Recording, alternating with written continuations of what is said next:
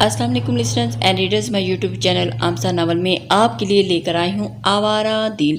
बहुत ही romantic, emotional, heart touching और बहुत ही एक्साइटेड वीडियो होने जा रही है। लिसनर्स अपने कमेंट्स और लाइक का इजहार ज़रूर कीजिएगा और वीडियो को एंड तक ज़रूर देखिएगा। आज की वीडियो बहुत ही रोमांटिक होने जा रही है। वो उस वक़्त अपना थक चुका था कि उसने सामान निकालने की भी मेहर की मदद नहीं की थी। उसका दिल चाह रहा था कि वो कहीं पर भी जाकर सोफे पर सो जाए। मेहर ने अपना सामान निकालकर उस पर उचटती सी निगाह रेयान के थके हुए चेहरे पर डाली और एक बार रेयान अपने अंदाज से यही था कि शायद रेयान खाने के लिए ना पूछे का हिसाब बराबर कर रही थी।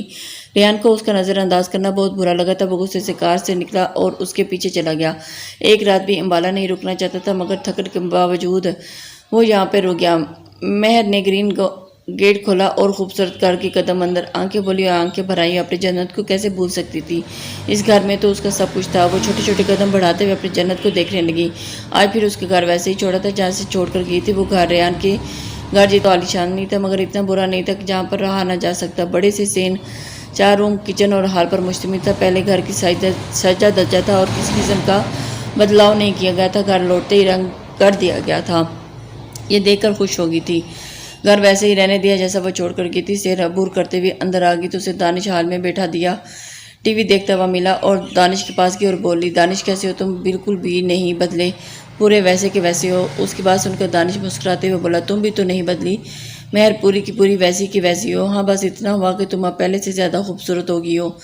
उसकी बात सुनकर मेहर मुस्कुराते हुए बोली, तुम भी तो दानिश पहले से ज़्यादा हैंडसम हो गई हो। रेयान ने उन दोनों की बेतकल्फ़ी बर्दाश्त नहीं हो रही थी, मगर फिर भी बर्दाश्त करने पर मजबूर हो गया था। वो अपनी मुठ्ठियाँ पींच कर खड़ा था। तभी दानिश की नज़र रेयान पर पड़ी तो उसने मेहर से पूछा, मेहर ये तुम्हारे साथ आए हैं वो कौन है? उसके सवाल पर मेहर ने पीछे मुड़कर रेयान की तरफ देखा और सोचने लगी रेयान का तारुफ किस तरह करवाएं। तभी उससे ज़ुबान से निकला, ये रेयान है मेरे कज़न। उसके अधूरे तारुफ पर रेयान ने अपनी जगह तड़प कर उठा था। तभी तो वो मेहर के पास आया और उसके बाद उस पर अपना हाथ रखते हुए बोला, दानिश से बोला, मेहर आपने मेरा तारुफ क्यों करवाया? मैं आपका कज़न होने के साथ साथ आपका शोहर भी तो हूँ ना। उसकी हरकत पर मेहर ने अपने दांत पीसते रह गई थी। फिर मजबूरन उसे मुस्कुरा कर रेयान की तायद करनी पड़ी थी। हाँ, ये मेरे शोहर भी हैं। मेहर की बात सुनकर दानिश की आंखों में मेहर को देखकर कुछ देर के लिए जो चमकदार आई थी अब मांद पड़ चुकी थी। रेयान ने उसे बहुत गौर से देखकर नोट किया था और उसे एक पल के लिए खुशी हुई थी कि मगर फिर भी फिक्र लाहक हो गई थी। मेहर यहाँ अकेली रहेगी और उसकी गैर हाजिरी में वो यहाँ आता रहेगा। वो मुतनाई सोचों में गर्क हो चुका था। तभी मेहर ने उसके हाथ से अपना नाखून करते हुए अपने आप से उसे दूर रहने का इशारा किया तो उसने मेहर को छोड़ दिया और उसे दूर हो गया। दानिश कुछ और ही सोच में डूबा हुआ था और उसकी तरफ मुतवज्जो नहीं हुआ। मेहर ने दानिश के उतरे हुए चेहरे को देख लिया और बोली, थैंक्स दानिश मेरे घर का इतना ख्याल रखने के लिए। उसकी बात सुनकर दानिश मुस्कुराने लगा। फिर दानिश इजाज़त लेते हुए बोला, अच्छा मेहर मैं चलता हूँ। आप दोनों को कभी भी मेरी ज़रूरत महसूस हुई तो आप मुझे कॉल कर सकते हैं। बंदा आपकी खिदमत के लिए हाजिर रहेगा। दानिश ने अपनी खिदमत की ऑफ़र पेश किया तो रेयान मुस्कुराते हुए बोला, बहुत बहुत शुक्रिया। वैसे आपका मेरे होते हुए भी मेहर की आपकी मदद की ज़रूरत पेश नहीं आएगी, मगर फिर भी ऐसा हुआ तो हम आपको बुला लेंगे। उसकी बात सुनकर दानिश ज़बरदस्ती मुस्कुराते हुए वहाँ से चला गया और मेहर गुस्से से खोते हुए उसकी तरफ देखकर बोली, आपने ऐसा क्यों कहा? उसकी बात सुनकर रेयान मुस्कुराते हुए बोला, आपको शायद पता नहीं कि वो आप में इंटरेस्टेड है। और आप उसकी बात सुनकर मेहर हैरान होगी। फिर अपनी हैरानी कम करते हुए बोली, हाँ मुझे पता है, मैं पहले से जानती हूँ। वो अपनी बात कहकर वहाँ से चली गई और रेयान शॉक्ड में खड़ा रहा। मेहर अपने पूरे घर का बारीक बीनी से मुताला कर रही थी और हर एक चीज़ को छूकर महसूस कर रही थी। उस वक़्त अपने रूम में की खिड़की के पास खड़ी बाहर की ताज़ी फ़िज़ा में सांस ले रही थी। तभी रेयान उसके पीछे जा खड़ा वर्दी में लहजे में बोला, माँ आपको याद कर रही है ना? माँ आपको जिक्र सुनते ही उसका हलक तक कड़वा हो चुका था। सारी पुरानी यादें ताज़ा हो चुकी थी। वो नम आंखों से उसे देखते हुए बोली, कब तक अब मुझे महाब के नाम से टॉर्चर करते रहेंगे? उसकी बात सुनकर रेयान मुस्कुराते हुए बोला, जब तक आप मुझे कबूल नहीं कर लेती। ये बात उसके लिए अजीब थी। उसने रेयान को ऐसे देखा जैसे वो उसे अपनाने के लिए नहीं कह रहा, दुनिया का कोई बहुत भारी काम करने के लिए कह रहा है जो उसके लिए नामुमकिन है। मेहर ने अपने आंसू साफ कर लिए और बोली, नहीं ये नामुमकिन है, मैं आपको कबूल नहीं कर सकती। इतना कहकर वो वहाँ से निकलने लगी थी कि रेयान ने उसका हाथ पकड़ लिया और उसे अपने करीब करते हुए उसका हाथ पकड़कर मरोड़ लिया और बोला, आप मुझे कबूल नहीं कर सकती तो मैं आपको माफ़ नहीं कर सकता। मैं उम्र भर आपको इस बात की सज़ा देता रहूँगा। مجھے عمر بھر آپ کے ساتھ تھوڑی رہنا ہے۔ اتنا کہہ کر مہر نے اپنا دوسرا ہاتھ ریان کے سینے پر رکھ کر اسے اپنے سے دور کرنا چاہا، مگر ریان نے اس کا وہ ہاتھ بھی اپنے ہاتھ میں پکڑ لیا اور بولا، آپ کو ساتھ نہ رکھنے کا فیصلہ میرا تھا، اور یہ فیصلہ میرا ہوگا کہ کب آپ میری زندگی سے دوبارہ شامل ہوں گے۔ کب تک اپنے دل کو آپ کے ساتھ رہنے پر آمادہ نہیں کر لیتا، تب تک آپ یہیں رہیں گی اور دانی سے دور رہیں گی۔ اپنے اوپر ریان کی لا اعتباری دیکھ کر اسے پتہ نہیں کیوں دکھ ہوا تھا۔ وہ ریان سے خود کو آزاد کر کے وہاں سے نکل آئی۔ خوشی میں اسے ہوش ہی نہیں رہا کہ اس نے پانی کے علاوہ کچھ بھی نہیں کھایا۔ وہ کچن میں آ گئی اور اس نے فریج سے پانی کی بوتل نکال کر پہلے تھوڑا سا پانی پی لیا اور پھر اپنے لیے پاستا بنانے لگی۔ پاستا بناتے وقت اس کا سر کئی بار چکرایا تھا اور اس نے اپنے آپ کو سنبھال لیا۔ جیسے ہی پاستا اندر گیا تو اس نے تھوڑی جان آ گئی اور اس نے ریان کے بارے میں ایک بار بھی نہیں سوچا کہ بس چپ چاپ کئی دنوں کی بھوکی بن کر پاستا کھانے لگی۔ ریان کچن میں آیا تو اسے مزے سے پاستا کھاتا دیکھ کر تڑپ اٹھا اور اسے بہت بھوک لگی تھی، مگر مہر نے ایک بار بھی اسے آواز نہیں دیا، اور اس نے پین میں دیکھا تو اسے پین خالی نظر آیا۔ پھر اس نے مہر کی پلیٹ میں دیکھا جس میں کافی سارا پاستا تھا۔ اسے برداشت نہیں ہوا اور اس نے مہر کی پلیٹ چھین لی اور بولا، مجھے بھی بہت بھوک لگ رہی ہے، اپنے لیے دوسرا بنا لینا۔ اتنا کہہ کر وہ اسے پاستے کی پلیٹ لے کر مہر کے روم میں آ گیا اور مزے سے پاستا کھانے لگا۔ مہر کچھ دیر تو سمجھ نہیں پائی، لیکن اس کے ساتھ کیا ہوا جب سمجھ آیا تو وہ اپنی جگہ سے اٹھے ہوئے اپنے روم میں آ گئی۔ اس نے دیکھا کہ ریان اس کا آدھے سے زیادہ پاستا کھا چکا ہے۔ وہ بڑے بڑے قدم اٹھا کر ریان کے پاس آئی اور اسے اپنی پلیٹ چھینتے ہوئے بولی، آپ نے بھی کار میں کافی کچھ نوش فرمایا تھا، اب آپ کی نظروں میں میرا اتنا سا کھانا بھی کھٹک رہا ہے۔ ریان نے اپنی جگہ سے اٹھ کر اس کے سامنے جا کر کھڑا ہوا اور اس کی پلیٹ کو گھورتے ہوئے بولا، مہر آپ نے پہلے بھی تو کھایا تھا، اب مجھے بھی کھانے دیں۔ اس کی تڑپ دیکھ کر مہر کی ہنسی چھوٹ گئی تھی۔ اسے ریان کی تھکی ہوئی شکل دیکھ کر ترس آ گیا تھا، اس لیے اس نے اپنا ہاتھ بھی تھام پلیٹ ریان کو دے دی، اور ریان نے اسے حیرت سے دیکھا اور بولا، آپ کو بھی تو بھوک لگی ہوگی نا، آئیے ہم تھوڑا سا پاستا ایک ساتھ شیئر کر لیتے ہیں۔ اس کی بات سن کر مہر نفی میں سارے لاتے ہوئے بولی، نہیں آپ کھا لیں، مجھے اب بھوک نہیں ہے۔ وہ پلٹنے والی تھی کہ ریان نے اس کا ہاتھ پکڑ لیا تو وہ ریان کا ہاتھ اپنے ہاتھ میں دے کر ریان کو دیکھنے لگی۔ اسے اپنی طرف دیکھتا پا کر ریان بولا، کھا لو ورنہ میں آپ کا ہاتھ نہیں چھوڑوں گا۔ اس کے بہت اصرار کرنے پر مہر نے اس کا ساتھ کھانے لگی۔ وہ دونوں باری باری ایک ایک چمچ پاستا کھا رہے تھے اور اسے اپنے ساتھ کھاتا دیکھ کر ریان دل ہی دل میں خود سے بولا، مہر کیا آپ مہاب کو بھول کر میرے ساتھ زندگی نہیں گزار سکتی؟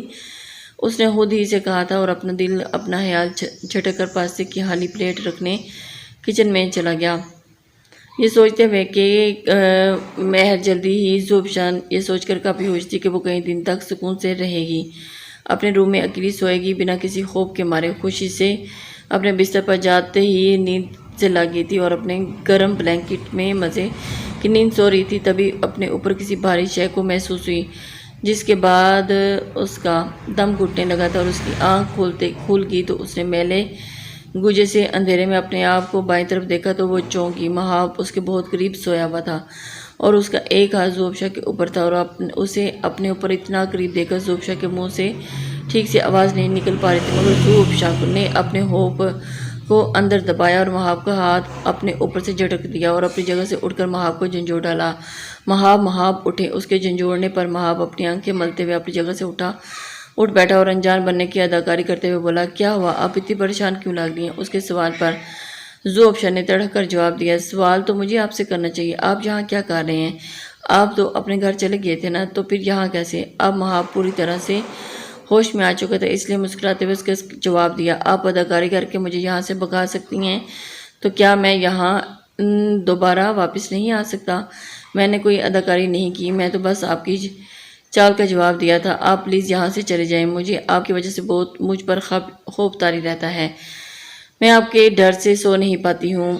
اس نے کھل کر مہاب کو اپنے خوف کے بارے میں بتایا تو مہاب نے مسکراہٹ مزید گہری ہو چکی تھی۔ مہاب دوبارہ بولا، اچھا کس بات کا خوف محسوس ہوتا ہے آپ کو مجھے کھل کر بتا دیں، اس بات کا حل نکالنے کی کوشش کرتا ہوں۔ زوبشا نے بتا کر پچھتا رہی تھی، تبھی اپنی پیشانی مسلتے ہوئے بولی، جی نہیں، ایسی کوئی بات نہیں، بس وہ مجھے کسی بات کا حل نکالنا ہے، آپ چپ چاپ سو جائیں۔ اتنا کہہ کر وہ بیڈ سے اتر گئی تو مہاب بھی اس کے پیچھے چلا آیا اور اسے اپنے پیچھے دیکھ کر زوبشا کا دماغ گھوم گیا۔ وہ غصے سے پلٹی اور بولی، کیا بات ہے مہاب، مہر کو گئے ابھی 12 گھنٹے پورے نہیں ہوئے اور آپ اسے بھول گئے؟ اسے پتا تھا کہ مہر مہاب کی کمزوری ہے، تبھی تو ہر بار مہر کا نام لے کر ہرٹ کیا کرتی تھی۔ اور اب اس کی یہی غلطی ہوئی تھی کہ اسے جانتے بوجھتے مہاب کی دکھتی رگ پر ہاتھ رکھ دیا تھا۔ مہاب نے اس کے اوپر اپنے درمیان 2 قدم کا فاصلہ سمیٹ کر اس کے پاس آیا اور اسے بالوں سے پکڑ کر اسے قریب کرتا ہوا بولا، پتہ ہے میں یہاں سے جانے کے پاس سوچا تھا۔ اس نے سوالیہ نظروں سے زوبشا کی طرف دیکھا جو خود ہی اپنے اندر ضبط آزماتے ہوئے ڈھیٹ بنی مہاب کی آنکھوں میں آنکھیں ملاتے ہوئے کھڑی تھی۔ میں یہ سوچ رہا تھا کہ مہر کو بھول کر اپنی زندگی کی نئی شروعات کروں۔ وہ آپ کے ساتھ کیسا لگا؟ آپ کو میرا یہ خیال؟ اتنا کہہ کر اس نے زوبشا سے اپنا جواب طلب کیا تو زوبشا کو ایک دم بہت غصہ آیا اور اس نے غصے میں جو کہا وہ مہاب کے لیے برداشت کرنا ناممکن تھا۔ اس کا انجام بہت برا ہو سکتا تھا۔ مجھے ایک بٹے ہوئے مرد کے ساتھ اپنی زندگی نہیں گزارنی ہے جس کے دل میں کوئی اور بستی ہو اور پہلو میں کوئی اور۔ آپ یہ دوہری زندگی گزارنا چھوڑ دیں، ایک چیز کے ساتھ رہنا سیکھ لیں اور آپ کے لیے بہت اچھا رہے گا۔ اتنا کہہ کر زوبشا نے اپنی پوری قوت لگا کر دھکا دے کر خود سے دور کیا تھا۔ اس کی بات سن کر مہاب شاکٹ میں چلا گیا تھا۔ تبھی تو اتنی آسانی سے 2 قدم پیچھے ہو گیا تھا۔ زوبشا اپنے روم سے بھاگتے ہوئے نکلی اور دوسرے روم میں آ گئی۔ اس نے اپنے آنسوں پر بہت قابو پانے کی کوشش کی مگر بہت کوشش کے بعد اس کا اپنے آنسوں پر اختیار نہیں رہا تھا۔ اس نے اپنے منہ پر ہاتھ رکھ لیا اور اپنی ہچکیوں کا گلا گھونٹنے کی کوشش کی۔ اسے اپنی قسمت کی ستم زرفی پر رونا آ رہا تھا۔ اس نے ہمیشہ سے خود کو سنبھال کر رکھی تھی تاکہ وہ جو بھی اس کا ہمسفر بنے اس کے کھرے جذبات صرف اسی کے لیے ہوں، مگر قسمت نے اس کی سوچ کے برعکس اپنا کھیل کھیلا تھا اور اس کے لیے ایک ایسی چیز کا انتخاب کی تھی جو پہلے ہی کسی اور کی تھی۔ مہر رات میں علیحدہ واش روم میں سوئی اور ایک روم میں سونے پر ان دونوں کی کافی بحث ہوئی تھی۔ بحث میں آخرکار جیت ریان کی ہوئی تھی اور اس جیت کے بدلے میں اسے مہر کے روم میں سونے کو ملا تھا اور مہر اپنے روم میں کے باہر ہو گئی تھی۔ مہر کی آنکھیں کافی دیر سے کھلی تھی اور اس نے بیڈ کے سائڈ ٹیبل پر پڑے ٹائم پیس میں وقت دیکھا تو اپنی جگہ اچھل پڑی۔ گھڑی کے ہند سے اس وقت دن کے 11 بجا رہے تھے۔ اس نے جلدی سے بیڈ سے اپنا دوپٹہ اٹھا کر گلے میں ڈالا اور پیر میں سلیپر ٹھونستے ہوئے اپنے روم سے باہر نکلی تھی۔ جلدی سے برش کیا اور برش کرنے میں ہر روز 15 سے 20 منٹ لگاتی تھی مگر آج اس نے 5 منٹ میں برش کیا۔ پھر وہ کچن میں گھس گئی۔ اس نے پھر تائی کو دکھاتے ہوئے اپنے اور ریان کے لیے آملیٹ اور کافی تیار کیا اور اسے لگا کہ ریان نیند سے بیدار ہو چکا ہوگا مگر جیسے ہی وہ روم میں آئی تو دیکھا ریان سو رہا تھا۔ اس نے ریان کو جگانا مناسب نہیں سمجھا، اسے ایسے ہی سوتے رہنے دیا اور اپنے ہاتھ میں تھامی ہوئی ناشتے کی ٹرے میز پر رکھ دیا اور اپنی تیاری کرنے چلی گئی۔ اس نے امبالہ میل کر دیا تھا کہ وہاں سی وی آنے سے پہلے ہی ایک پرائیویٹ کمپنی کو اسے انٹرویو کے لیے میل آیا تو وہاں انٹرویو دینے جا رہی تھی اور پہلے ہی دن لیٹ ہو چکی تھی۔ پھر جیسے تیسے تیاری کر کے انٹرویو کے لیے چلی گئی تھی۔ ریان جیسے ہی نیند سے بیدار ہوا پہلے اس کی نظر سائڈ ٹیبل پر پڑے ناشتے پر گئی تو ایک دم اس کے چہرے پر مسکراہٹ در آئی۔ مہر پر ٹوٹ کر پیار آیا تھا تبھی وہ اسے تھوڑا سا پریشان کرنے کے لیے اپنی جگہ سے اٹھا اور اسے ڈھونڈتے ہوئے اس کے روم میں آیا مگر وہ اپنے روم میں کہیں نظر نہیں آئی تو وہ کچن کی طرف بڑھ گیا مگر کچن بھی صاف ستھرا خالی پڑا اسے منہ چڑھا رہا تھا۔ اس نے پورے گھر میں مہر کو ڈھونڈا مگر مہر گھر میں ہوتی تو نظر آتی نہ۔ پورا گھر سائیں سائیں کر رہا تھا۔ اکیلی مہر کے نہ ہونے سے پورے گھر میں وحشت چھا گئی تھی۔ باہر سے پتوں کی سرسراہٹ کی آواز کے علاوہ کچھ آواز نہیں آ رہی تھی۔ اس نے وحشت زدہ ماحول میں ایک دم گھبرا گیا تھا۔ تبھی وہ فون اسٹینڈ کے پاس آ گیا اور اس وہاں پر ہی ڈائری پر دانش کا نمبر تلاش کرنے لگا دانش سے وہ مہر کے بارے میں دریافت کر سکے۔ اس نے پوری ڈائری کھنگالی مگر دانش کا نمبر نہیں ملا تو وہ جھنجھلا کر خود سے ہی بولا، پتہ نہیں مہر نے اس کھونچو کا نمبر کہاں چھپا رکھ دیا۔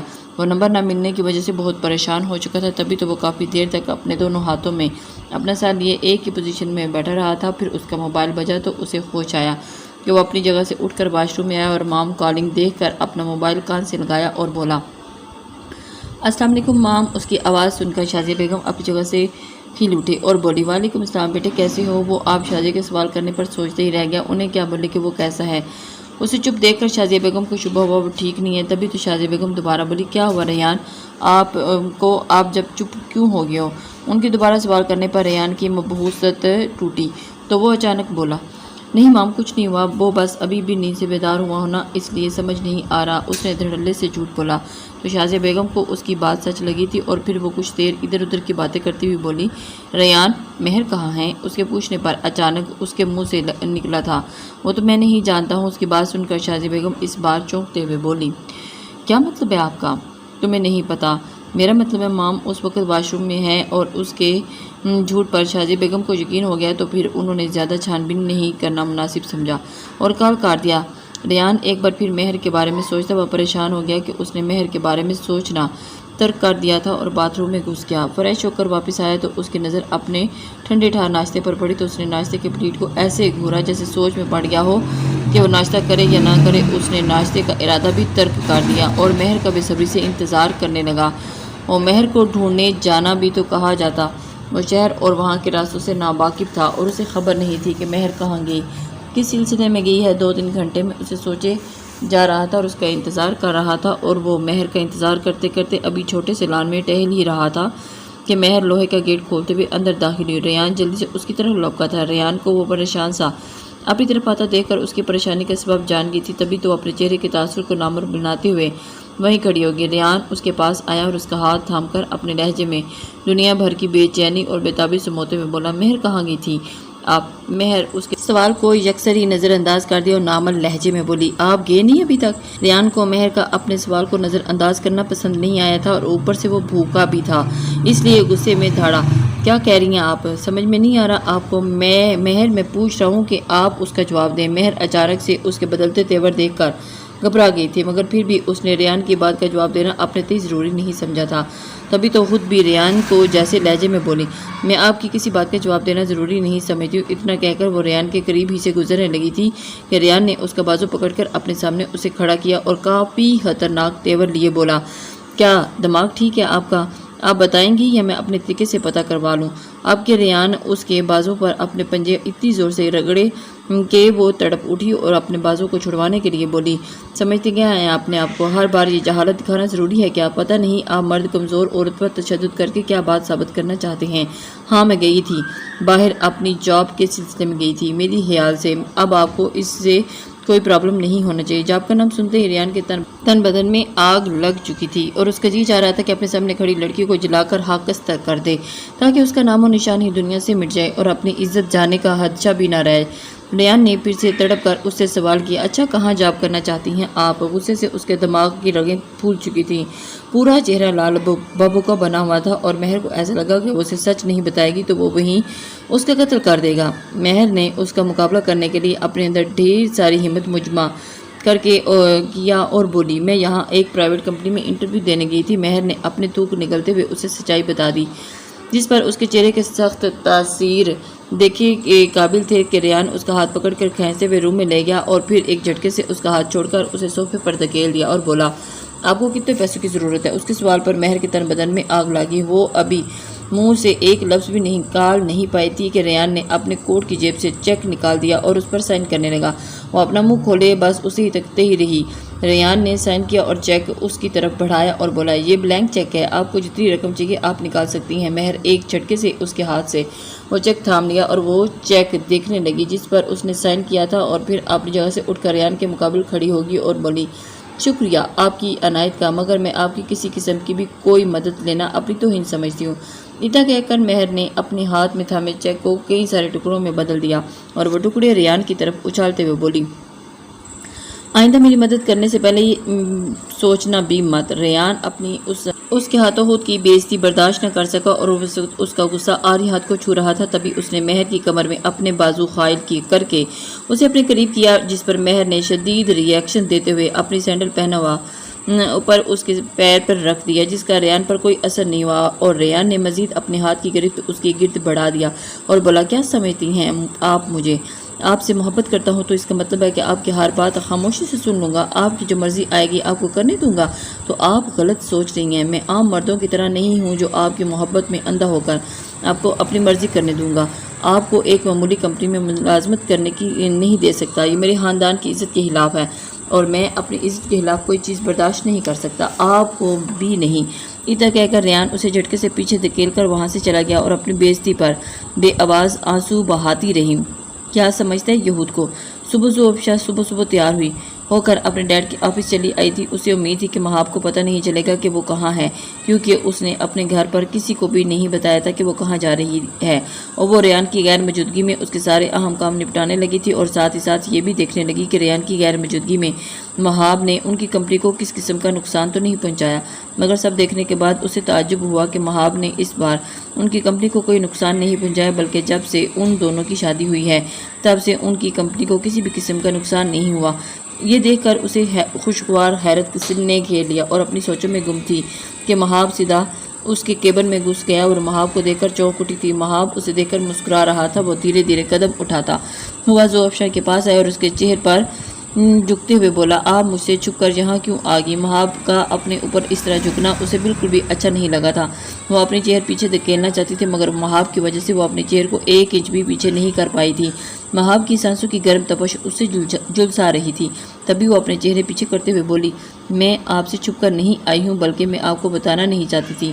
اس کی بات سن کر مہاب کی مسکراہٹ مزید گہری ہوگی اور وہ اس حالت کو دیکھ کر وہاں سے ہٹ گیا اور پھر اس سے کیس سامنے والی چہر پر برجمان ہو گیا اور وہ پیپر ویٹ گھماتے ہوئے بولا، مان لیتا ہوں آپ مجھ سے چھپ کر نہیں آئی ہیں لیکن میری نگرانی کرنے کے لیے ضرور آئی تھی، یہاں تک کہ آپ یہ دیکھ سکیں کہ میں نے آپ کی اور آپ کے بھائی کی غیر موجودگی میں کتنا نقصان کیا ہے۔ وہ ہمیشہ سے ہی مہاب کے اندازے صحیح لگانے کی عادت سے الجھایا کرتی تھی اور دل دل میں داد دینے لگتی تھی، جی آپ نے صحیح اندازہ لگایا، میں یہاں وہی سب کرنے آئی ہوں۔ مگر مجھے یہ دیکھ کر حیرانی ہوئی کہ ہماری شادی سے لے کر ابھی تک ہماری کمپنی کو کوئی نقصان نہیں پہنچایا ہے آپ نے۔ کیا بات ہے، آپ کے ارادے تو نہیں بدل گئے؟ مہاب غزنوی زوافشا کی بات سن کر ہنس پڑا اور پھر اپنی جگہ سے وہ بار اٹھ کر اس کے سامنے آیا اور اس کا منہ اپنے ہاتھ میں دبوچتے ہوئے بولا، ہماری شادی کے بعد میں کافی سوچا اور کافی غور و فکر کرنے کے بعد اس نتیجے پر پہنچا کہ میں آپ کے ڈیڈ کی کمپنی کو کیوں برباد کروں۔ اگر میں ان کو پورا بھی برباد کر دیتا تو ان کے پاس اتنی دولت تو ضرور ہے کہ ان کی آنے والی 2 نسلیں بھی کافی عیش و عشرت کی زندگی گزار سکتی ہیں۔ میرا ان کی کمپنی کو نقصان پہنچانا بیکار رہتا، اس لیے میں نے سوچا کہ انہیں تکلیف پہنچانا ہے تو ان کی چہیتی بیٹی کو ہی تکلیف پہنچاؤں، وہ اپنے آپ ادبار ہو جائیں گے، سو میں نے آپ سے بدلہ لوں گا۔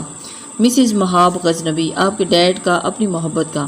مہاب اس کا چہرہ تھامے ابھی تک ہی ایسے ہی کھڑا تھا کہ وہ چپ چاپ اپنے آنسو بہاتے ہوئے برداشت کر رہی تھی، مگر آپ تو کافی ڈرپوک ثابت ہوئی ہیں۔ ایک دن بھی آپ میرا ظلم برداشت نہیں کر پائی اور عام لڑکیوں کی طرح اپنے مائکے جا بیٹھی۔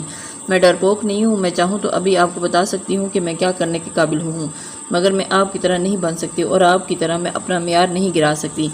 اس کی بات سن کر مہاب کی آنکھیں سرخ انگارے جیسی ہو گئی تھی اور اس کی نظروں کی تپش سے زوافشا کو اپنا آپ جلتا ہوا محسوس ہوا تھا۔ اس کے اوپر مزید جھکا تھا جس سے وہ اپنی آنکھیں بند کر گئی تھی اور دل ہی میں دعا کرنے لگی کہ کوئی تو اسے مہاب سے بچا لے۔ تبھی دروازے پر دستک ہوئی جس سے مہاب اپنی جگہ سیدھا کھڑا ہوا اور اپنی رکی سانسیں بحال کرنے لگی۔ مہاب ایک اچھے انسان کی طرح اس کے سامنے چیئر پر اپنی نشست سنبھال کر بیٹھ گیا۔ زوافشا نے اپنے کیبن کے باہر کھڑے نکوس کو اجازت دے کر ایک لڑکی اپنے ہاتھوں میں ڈھیر ساری فائلز تھامے اندر آ گئی، جس کو کچھ دیر پہلے ہی اس نے بلایا تھا۔ وہ لڑکی چپ چاپ فائلز ٹیبل پر رکھ کر ان دونوں کو معنی خیز نظروں سے دیکھ کر واپس چلے گئی تو زوافشا پھر سے مصیبت میں پڑ گئی کیونکہ مہاب گہری نظریں اسی پر ٹکی ہوئی تھی۔ وہ انتہائی خطرناک تیور کے ساتھ سرخ آنکھیں لے اس سے بولا، جلدی سے اپنا سامان سمیٹ کر میرے ساتھ چلیں۔ اس کا حکم سن کر زوافشا حیرت سے غوطہ زن ہو کر بولی، آپ مجھے کہاں لے جانا چاہتے ہیں؟ نو آرگیومنٹ، اگر یہاں تماشا نہیں کرنا ہے تو چپ چاپ میرا حکم مانیں۔ اس کی بات سن کر وہ مزید الجھ گئی اور اس کی زبان سے اس کے سوال کرنے پر تول ہوگی اور وہ کہ کہاں لے جا رہا ہے۔ مہاب نے اس کی بے چینی کو نظر انداز کر دیا اور کہا، 5 منٹ میں پارکنگ میں آ جائیں۔ وہ حکم دیتے ہوئے چلا گیا اور وہ نہ چاہتے ہوئے بھی اپنا سارا پھیلا ہوا سامان سمیٹ کر اس کے پیچھے چلی آئی۔ مہاب بلیک سن گلاسز اپنی نیلی آنکھوں پر سجائے اپنی مہنگی کار میں بیٹھا اس کا انتظار کر رہا تھا۔ وہ کار کا بیک ڈور کھول کر بیٹھ گئی تو مہاب بھی اپنی جگہ تڑپ اٹھا اور اپنی نشست سے اٹھ کر پیچھے آ بیٹھا تو وہ منہ کھولے اسے ہی دیکھنے لگی، پھر بولی، اب یہاں ہیں تو کار کون ڈرائیو کرے گا؟ کیا آپ کو مہاب غزنوی ڈرائیور نظر آتا ہے؟ مہاب کے الٹا سوال کرنے پر وہ مسکراتے ہوئے بولی، مجھے آپ نظر تو بہت کچھ آتے ہیں مگر میں آپ کو بتانا نہیں چاہتی۔ یہ اتنا کہہ کر زوافشا نے اپنی ہنسی ضبط کرنے کے لیے اپنے منہ پر ہاتھ رکھ لیا اور خوب مسکرانے لگی۔ مہاب اپنے سلگتے ہوئے لہجے پر قابو نہیں پا سکا تھا، تبھی جارحانہ تیور لیے اس کی سمت بڑھا اور انتہائی بے دردی سے اس کے بال اپنی مٹھیوں میں جگڑتے ہوئے بولا، میں آپ کی عمر کا نہیں ہوں، نہ ہی آپ مجھ سے مذاق کر سکتی ہیں، سیدھی طرح فرنٹ سیٹ پر آ کر بیٹھ جائیں۔ اس کے جارحانہ تیور دیکھ کر وہ اپنی جگہ دہل گئی تھی۔ اسے نہیں پتا تھا کہ مہاب غزنوی سے ایک چھوٹا سا مذاق بھی برداشت نہیں ہو سکتا۔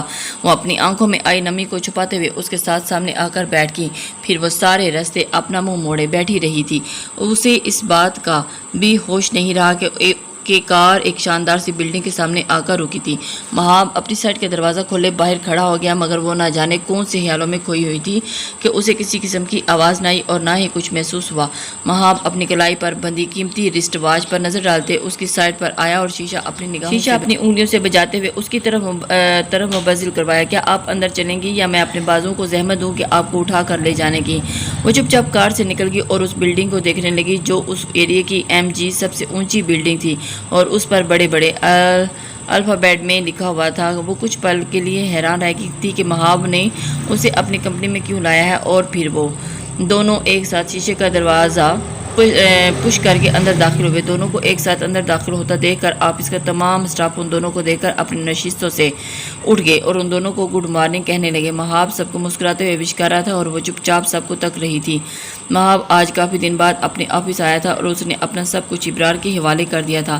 وہ خود کو صرف اور صرف بدلہ لینے میں بزی کر دیا تھا اور وہ اپنا انتقام لینے کی دھن میں یہ بھی بھول چکا تھا کہ ایک بزنس مین ہے جس کے آگے ساری دنیا سر جھکا کر چلتی ہے، جسے ہر کوئی نگاہیں ملانے سے ڈرتا ہے۔ وہ کسی سے اپنا انتقام لینے میں اتنا مصروف ہو گیا کہ سب کچھ بھول گیا۔ وضو افشا کو اپنے ساتھ لے کر لفٹ کے طرف بڑھ گیا اور پھر وہ دونوں 7ویں فلور پر آگے۔ 7ویں فلور پر اس کا کیبن تھا جو بہت ہی خوبصورت شیشے کا بنا ہوا تھا کیبن، اور شیشے کے اس پار باہر کی عمارتیں نظر آ رہی تھی۔ مہاب نے اسے ایک گول میز کے سامنے رکی چیئر پر بیٹھنے کا اشارہ کیا تو وہ بیٹھ گئی۔ پھر مہاب نے اسے حکم دیا جلدی اپنا لیپ ٹاپ نکالیں۔ اس کا حکم سن کر وہ نہ سمجھی سے اسے دیکھنے لگی۔ مجھے ایسے مت دیکھیں، جو کہہ رہے ہوں وہ کروں۔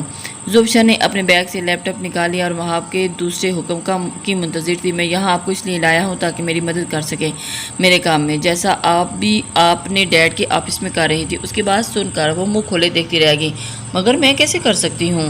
نو آرگیومنٹ، جتنا کہا ہے اتنا ہی کیجیے۔ اس کے سختی سے بولنے پر وہ اس کے بتائے ہوئے سارے کام کرنے لگی جیسے وہ اس کی بیوی نہیں، اس کی پرسنل سیکرٹری ہے۔ وہ جو کہے گا وہ وہی کرے گی۔